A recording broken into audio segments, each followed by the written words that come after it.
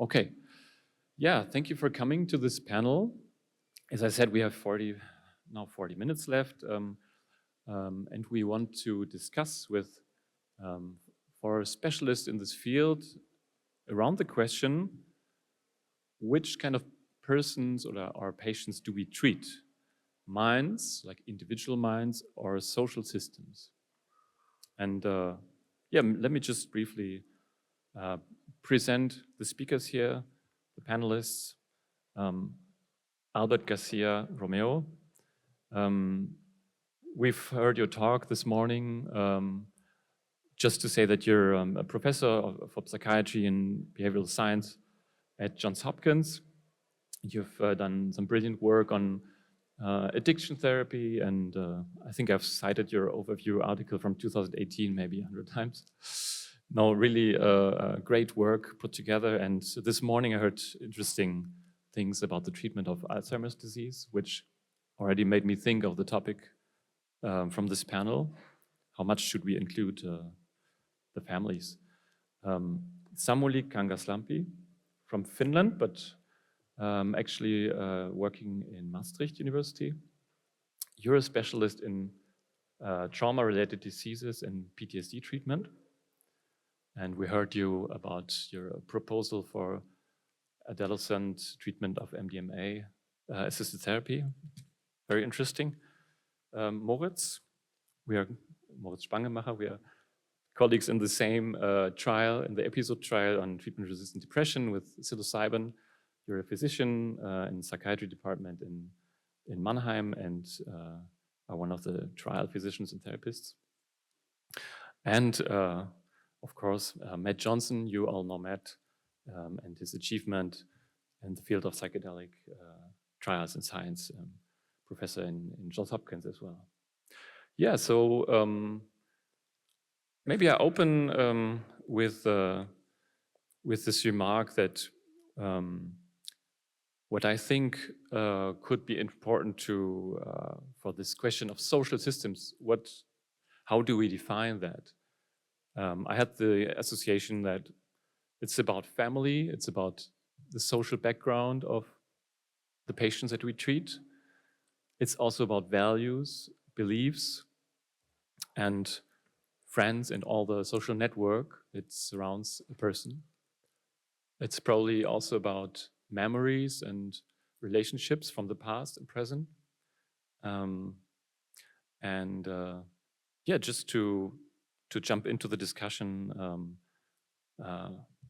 like how much in your trial experience maybe families and the social system of the individual that you treat, how much does it play a role? How much do you take this into account in the treatment?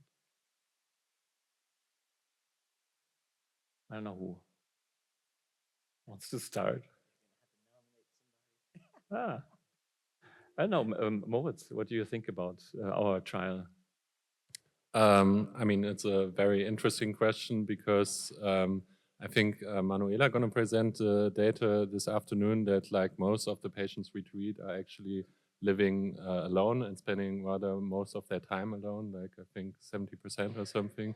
So it's not easy in this population of treatment-resistant depression to always have this social network that can be really important for treatment of depression. I think we try to do our best and to like invite also the people who are very close to them to see them in the evening after the dosing session.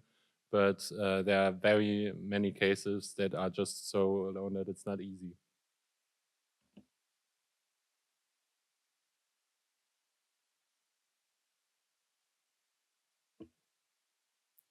I guess the first work I think of with this question is the work we did with distressed cancer patients receiving psilocybin, and particularly there, I mean, you're obviously dealing with an issue that involves a family complex.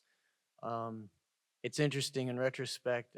I wish we had actually taken some advice. If you look at some of the older LSD for terminal cancer work from the 60s and early 70s, there were multiple of those papers, it said in sort of the discussion at the end, wow, this was so dramatic. We really wish we saw these family members transform because the way we treat, LSD treatment of their family member with cancer. And it's like, we really should have formally studied the outcomes in the family members. And so we should have heeded that advice, but didn't. But I could say anecdotally, it dramatically affected. I mean, we had people, like years later, stay in touch after their loved one passed away to just say how it transformed the family matrix. And then you just think, wow, that's going to be affecting the way this person is, like, I don't know, a daughter in her 20s, like her memory of the last months of her father's life, or like, yeah, when she's like 80 years old.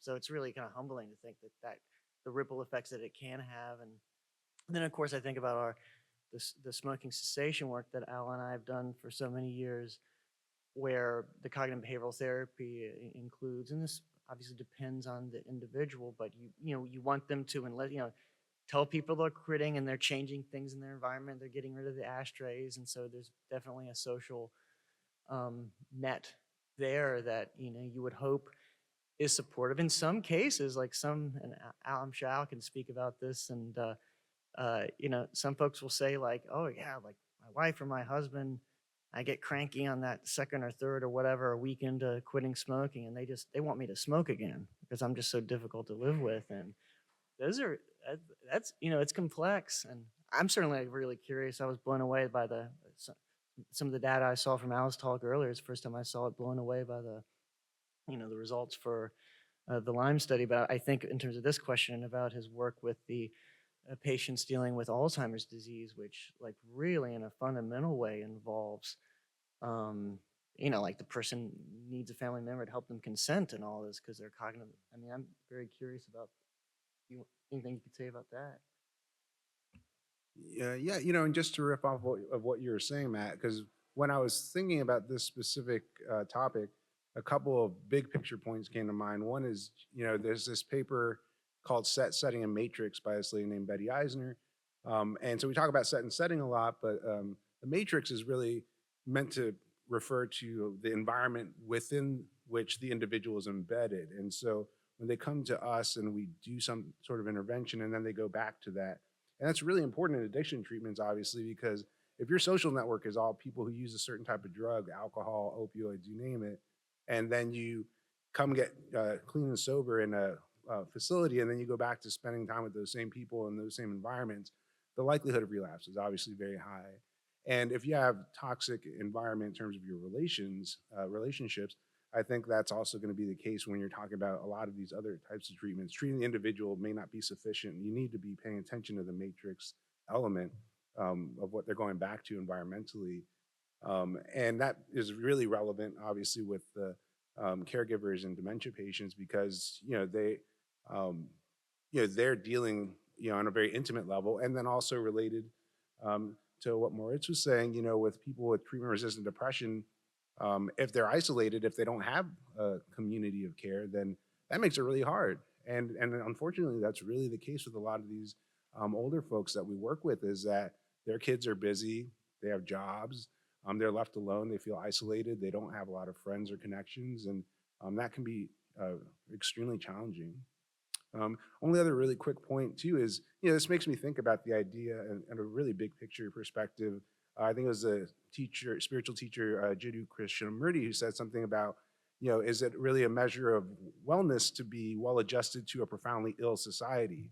And so when we see, huge things like wealth inequality, climate change problems, all the stuff that's going on at a big picture global level, is it enough to just focus on helping people deal with their mental health symptoms, or do we need to be thinking on a larger scale in terms of transforming societies and cultures? And obviously that's outside the psychologist's purview in some ways, but I think it is relevant to what we're doing with psychedelics as well.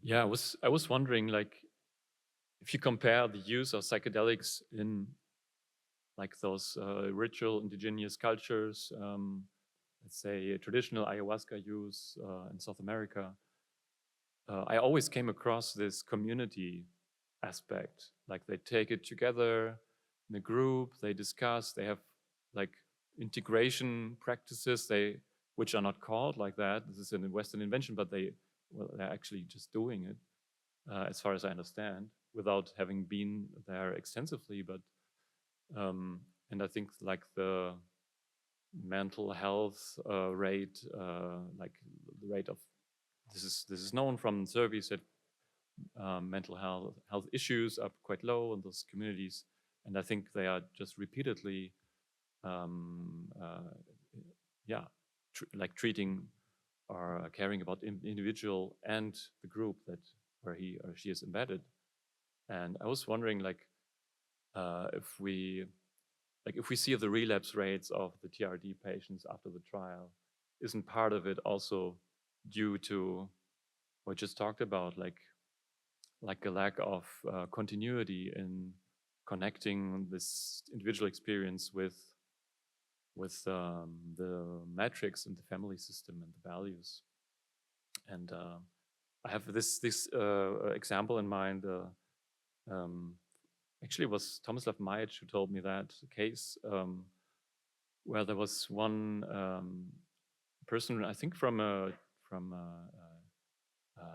Croatian background, who used to be omnivore, and then during a psychedelic session he found out that it's not good to kill, for him it's not good to kill animals and to eat them, and so he converted to vegetarianism, and then he went back to his family, and it just wasn't possible to keep up that because he was so harassed, and he was just surrounded by meat eaters that he felt bad and didn't know what to do then, and couldn't really make the best of his experience.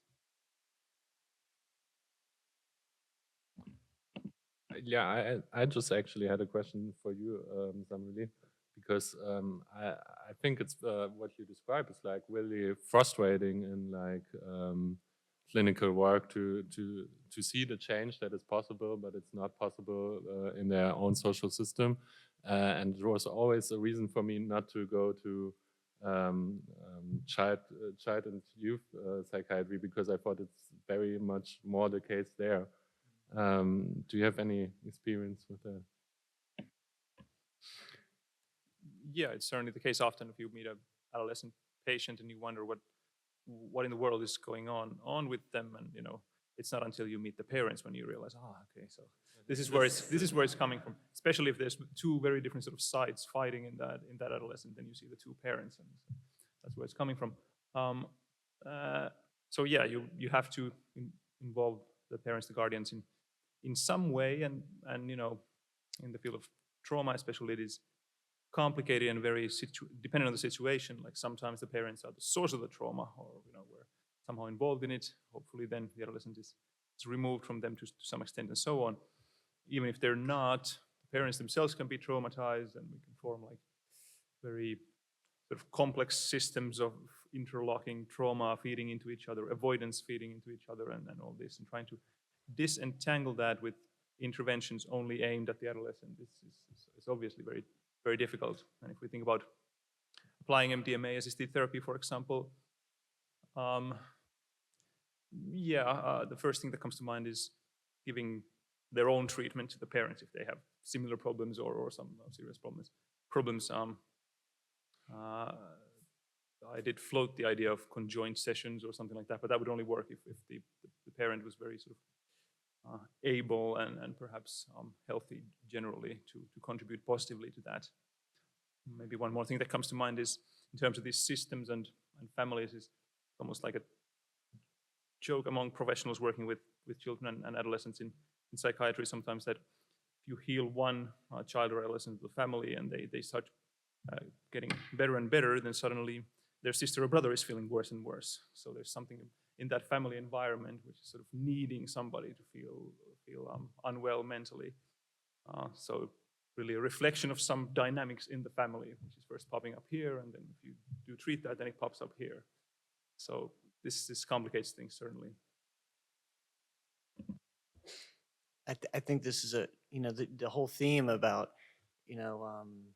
treating the individual within what can be a toxic culture is just, it's a fascinating and important topic. And what I guess the most important thing I can think of regarding that is I think of Max Wolf's brilliant talk last night on this, just really probably the most important message to put out there about this psychedelic work in medicine is that it's really best placed in psychotherapy. This is psychotherapy, and that in the clinical world that eventually, hopefully, we're going to see as this unfolds is that this is best done where, um, with psychotherapy, where, and I speak as a behavioral psychologist, but certainly what I'm going to say is not limited to that tradition. It has roots in, so many of the psychotherapeutic traditions. Like, yeah, so much is about like just changing things in your life. You've got some really suboptimal patterns that you and your significant other have gotten into. You're in a job that you hate. I mean, so many people, your eating patterns. I think of Pedro's talk earlier today on health behavior change. Oftentimes, as Al and I have seen some work that some people say, "Oh yeah, I've incidentally improved my diet," but so much relates to like what you're doing on a daily basis, whether it's like how you're living your life, the relationships you're in, where you spend your time, your work. Like, I mean, this is a big part of why people are depressed and have a variety, have anxiety, have trauma, these issues. So, a psychedelic experience is not going to change. I mean, it may help to some degree, but in the big picture, you're very limited in what you can change by just having a psychedelic experience. Hopefully, it's best placed in a context where you're also inspired and motivated to change, and then do the hard work in the follow-up sessions or during preparation. But okay, what do I change about my life to put me in a better place? And that starts to address those societal and even closer. Society sounds big, but just the family and ripples and that are involved. Yeah, I think in this context, I think it could be interesting also to lower unrealistic expectations in such cases, to see maybe a dosing session of the individual patient more like when there's like transgenerational trauma, whatever, like family trauma involved, as more as a diagnostic session rather than a therapeutic. Something that that therapist and patient can learn things, and maybe hopefully when the surrounding other people concerned are open also for an intervention or a systemic intervention, that the index patient maybe shows in an amplified way all the trauma that is being suppressed. So it could be interesting to see that as material rather than as a solution right away. I just want to say real quickly, I love that the session itself as a diagnostic and not the treatment. That's just that's a bumper sticker for this field. I really love that.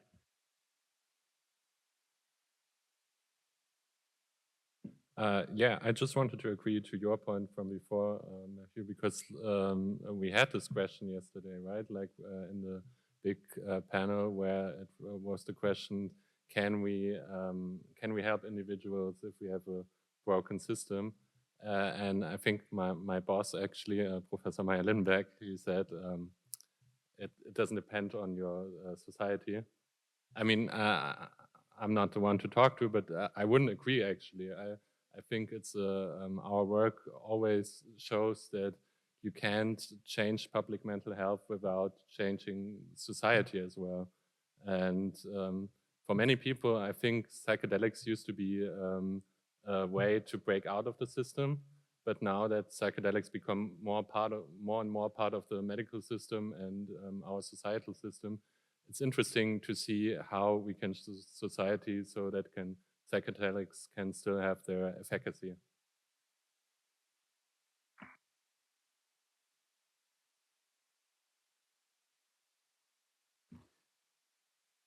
And yeah, and I was just going to say in relation to that, because if you think of, we talked about indigenous psychedelic use in community, syncretic churches like Sana Daime that are using these substances in community settings, but also looking at the counterculture in the 1960s, Woodstock, electronic dance music culture in the 1980s that are using MDMA.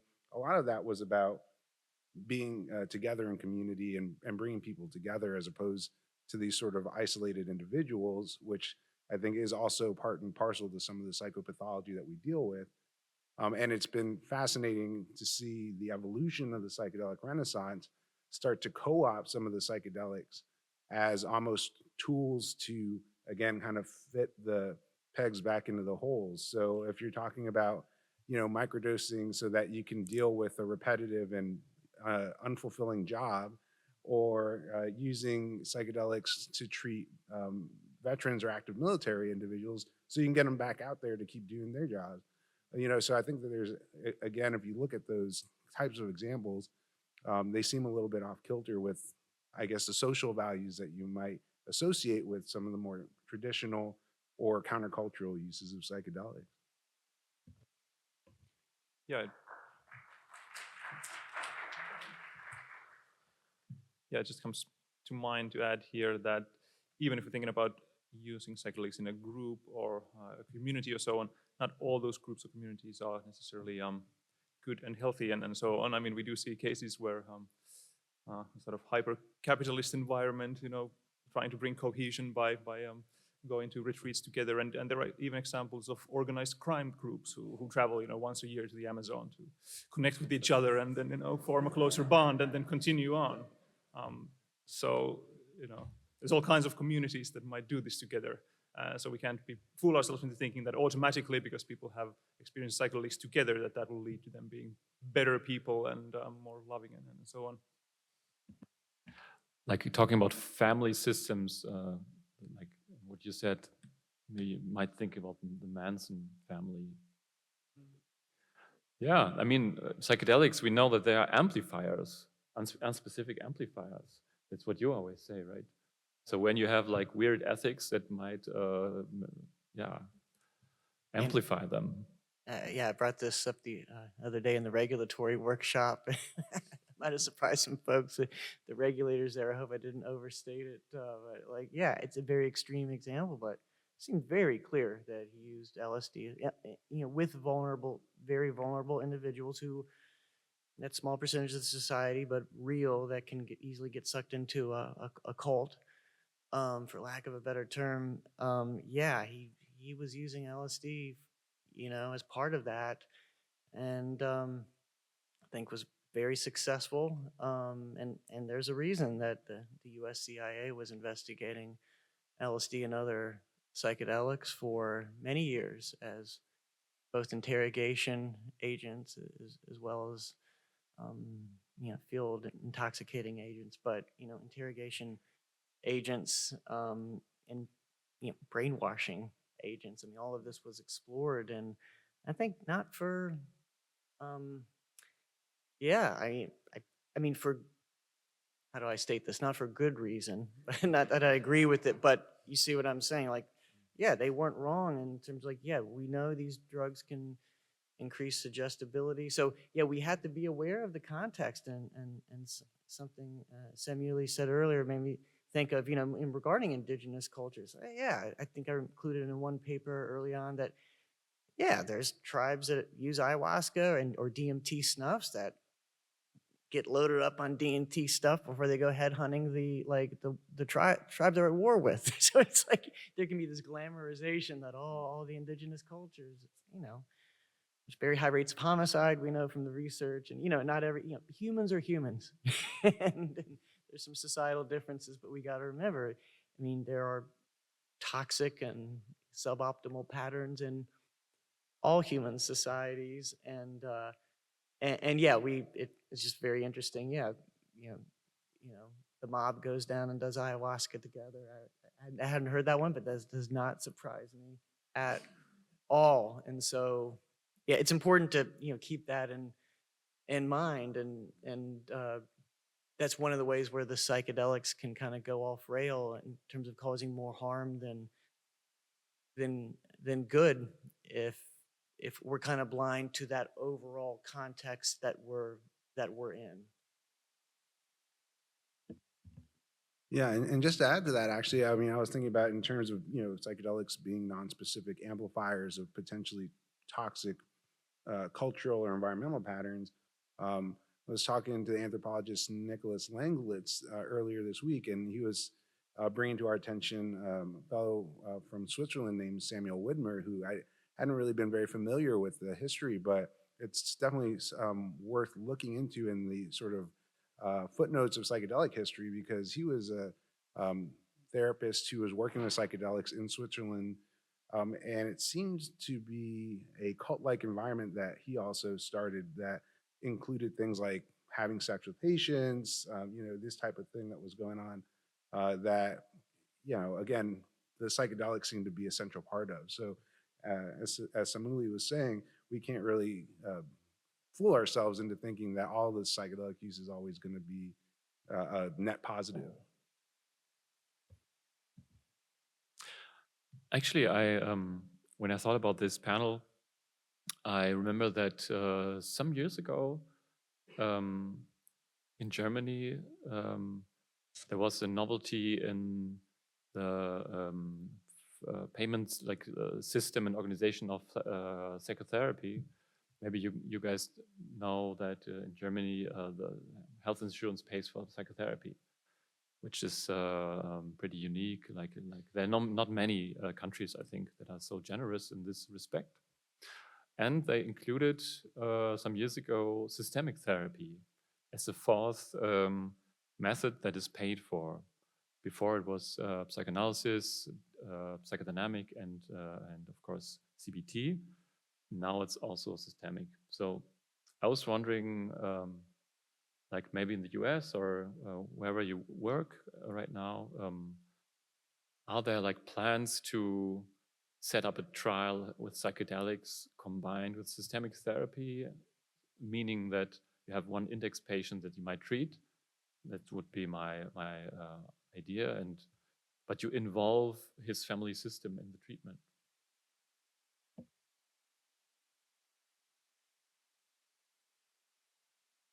I mean, I'll just say, I know that there is work with conjoint couples therapy with the index patient with trauma and MDMA and involving the partner.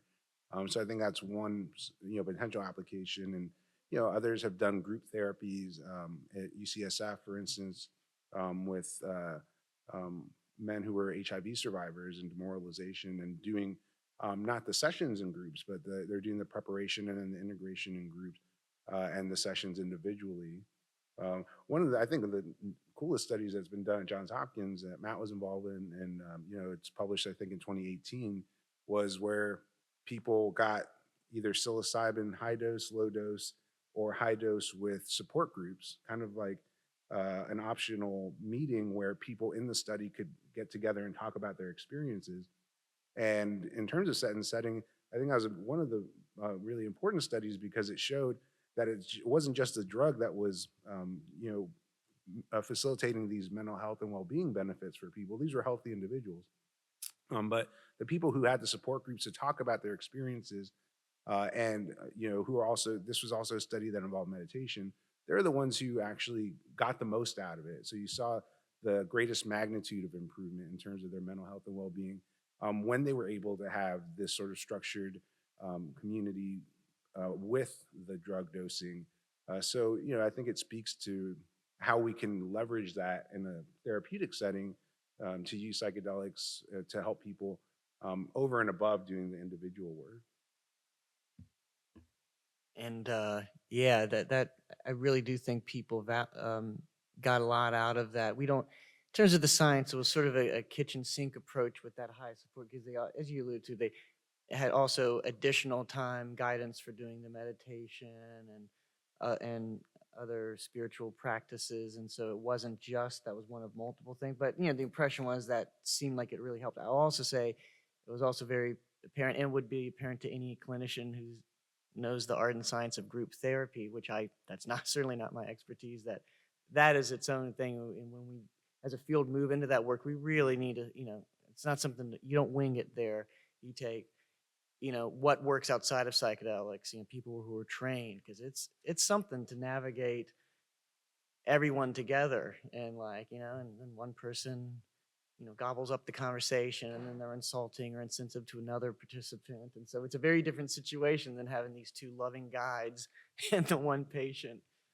But we need more of that. And I also think, just as another example of what happens outside of the research, Josh, the number of vets groups that will go down and do ayahuasca in Peru and whatnot, that just, I think of the camaraderie, even for people that didn't individually serve together, but just that common bond of having gone through something so similar, and that in a way like no one in the world can understand except for them at that level.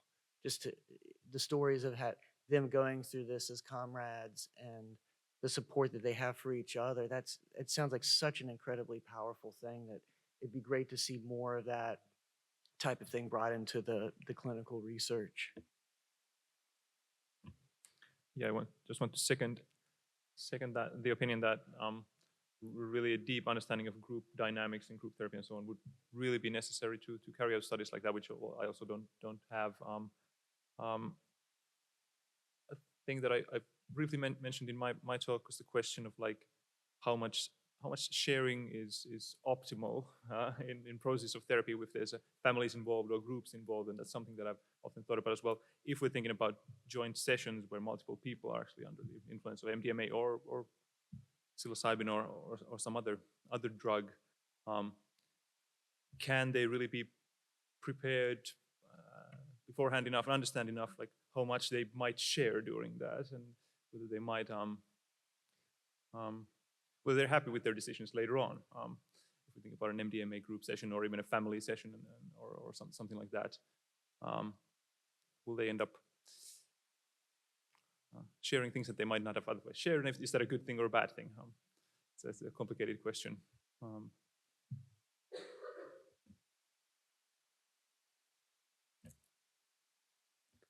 And that comment just reminded me of something, somewhat related, and I think in a good advice for helping to navigate patients or any participant having gone through these sessions is that be very cautious about making life changes immediately after your session, which can certainly affect. A big part of that is like, don't, like, maybe you're having trouble in your relationship, like, don't break up like the day after, like sit on it for a few weeks. You could always break up, you could always like switch careers like after you've sat on it a few weeks. But just be very cautious in terms of like, yes, you had an altered state of awareness that hopefully can people report to be insightful, and you can view yourself from a different perspective.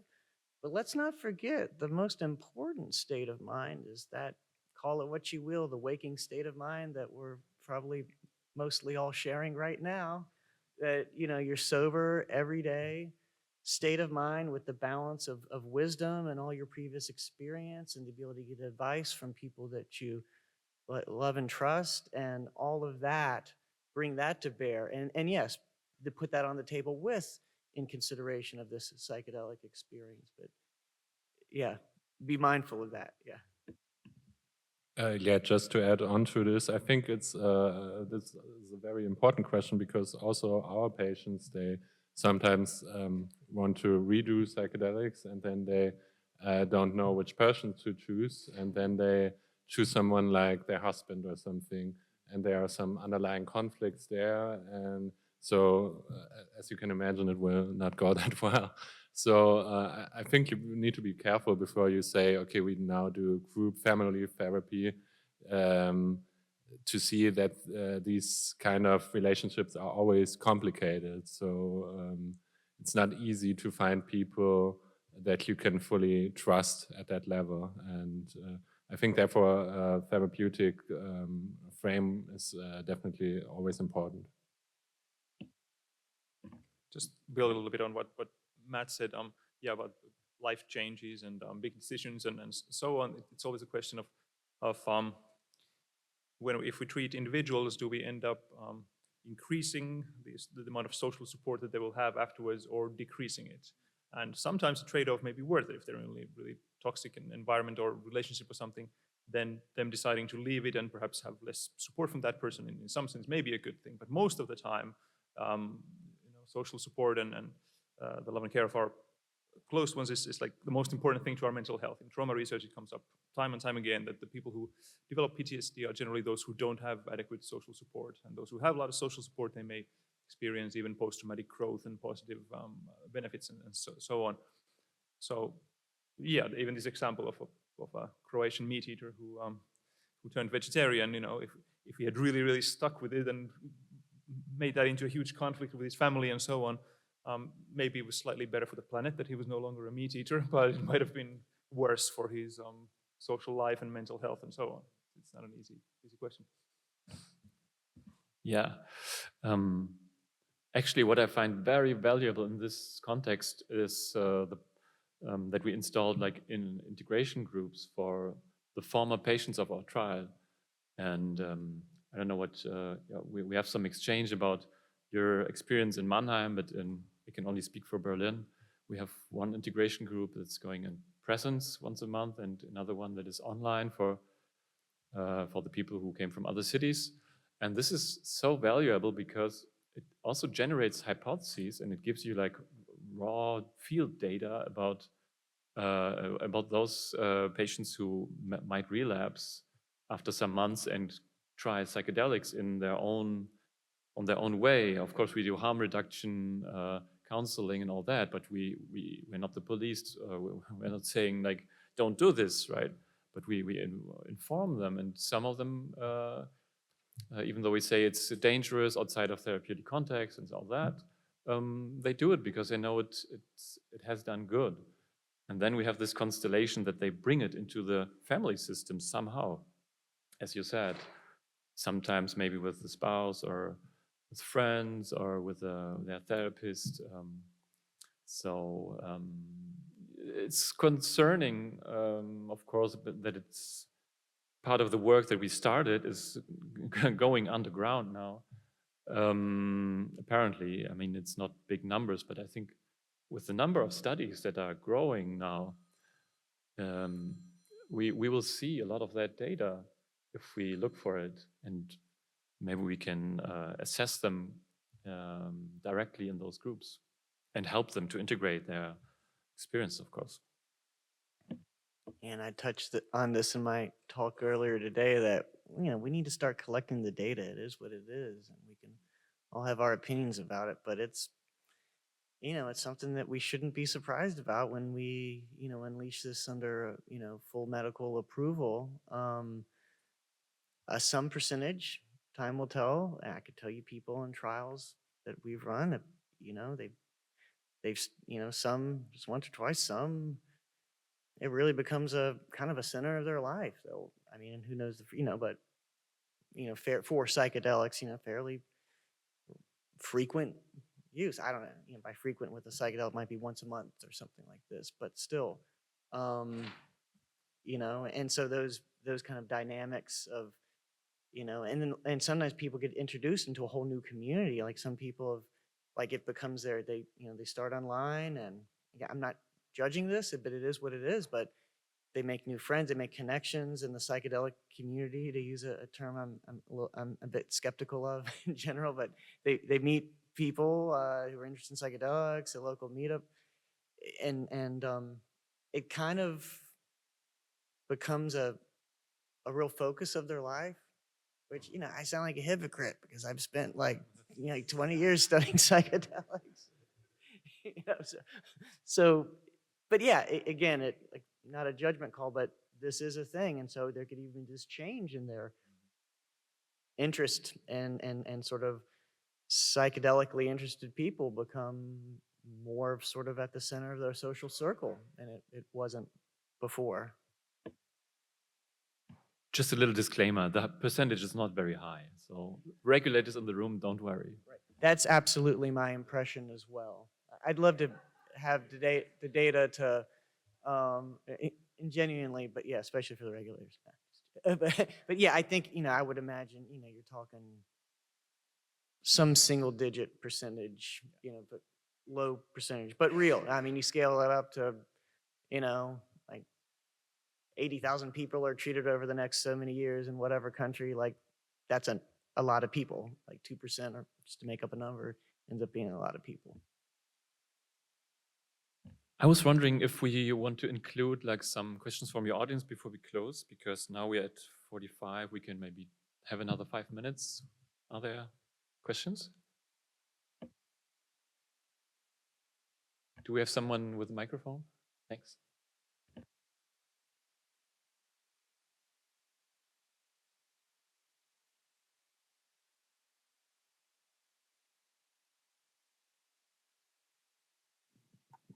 Hi, thank you for this great discussion. I was wondering, after the first experience that your subjects had, I mean, we've become kind of habituated to the routines and stuff, but they have like a first time experience and an excitement after. Do you give them some guidelines for a narrative on how to navigate talking to other people outside the research field about their experiences? Because I just believe sometimes they might meet somebody that is not as open-minded and maybe get into trouble.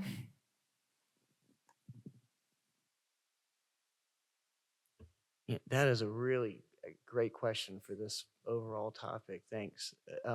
And the one thing I had to say about that, and the piece of advice I've given folks, is just to be very judicious. You don't have to. You might feel called to share it with everyone you know. Please don't do that. Use wisdom. It's that kind of you check in with your sober, everyday, boring, old, powerful state of consciousness on that question as well. It's like, you might have some very judgmental people in your family that you love that just, they're not going to get it. And like, maybe it's better to not share it with that particular person or that coworker, or even your best friend who might have some baggage, some prejudice around this type of thing. And so just to just don't necessarily share it with everyone, and just be cautious and think about that. I think it goes back to a lot of points that Samuli mentioned, like how much do you want to share? Do you want to be a carnivore for your family? Like how much family does everybody need? It's very individual. Yeah, I agree that we do it on a very individual level.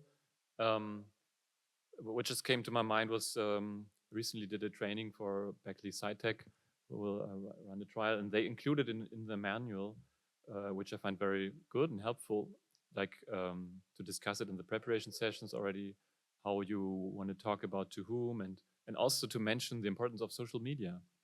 We even had this in a role play, like, oh, now I posted like every detail about my trial participation, and now there's a ton of comments, and this is overwhelming. And it's like, okay, we have to address this for the younger generation who might be influences, and our patients, you know, it's their work to, yeah. And there's all questions of disclosure of sensible data. But I think it's good to have a routine to talk about this from the beginning.